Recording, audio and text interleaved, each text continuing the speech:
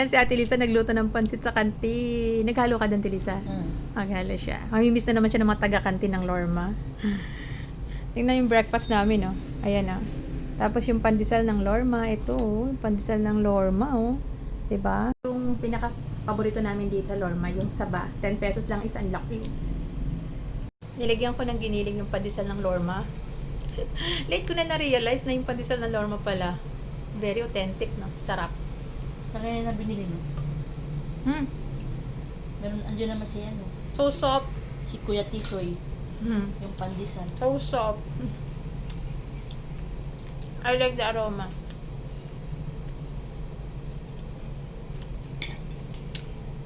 Itong chicken, food to from the hospital. Nagtuturoan lagi kami natin sa sinong kakain ng pagkain ng hospital. Masarap naman, very nutritious.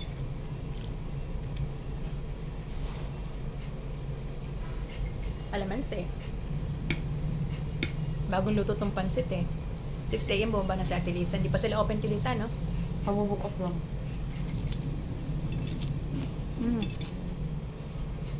Sila doon ba sa tindan? May 6 p.m. kami uuwi ng Bulacan.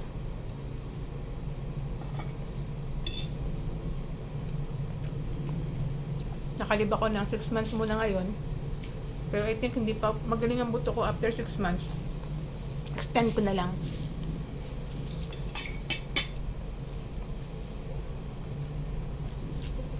Hindi kasi pwedeng tuloy-tuloy ang leave ko. Baka ma-resign ako, matanggal sa trabaho.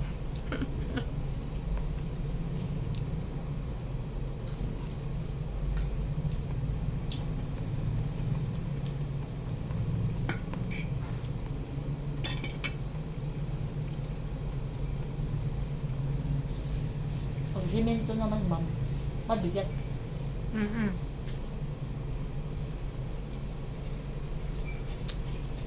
By July, papasimento ko yung binti ko. Kung kaya kong extend yung external fixator hanggang August, mas mabuti hanggang 3 months.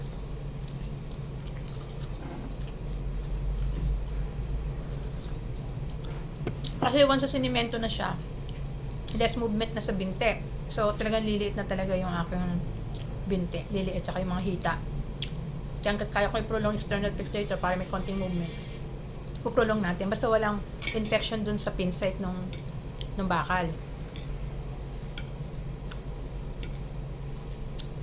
Ang gusto talaga ni Doc, mag-bone grafting na kami. Tapos, maglipat ng bone dun sa fracture. Kaya lang kasi, ayoko na talaga maglagay ng implant. Kasi gusto niya bone implant, bone grafting, tapos implant. Ibig sabihin may titanium pa din sa binte. So, prone to infection talaga ako kasi nga, yung aking immune system ay hindi ganun kalakas, mahina. Dahil may history nga ako ng cancer, di ba? So, sabi ko, hintayin ko na lang yung aking buto na mag-natural healing. Kahit matagal, kahit abutin na 1 taon. O kahit 2 taon, magkasaklay muna ako. Magtiis ka muna, di ba? Magtiis ka muna. Kaysa nagmamadali.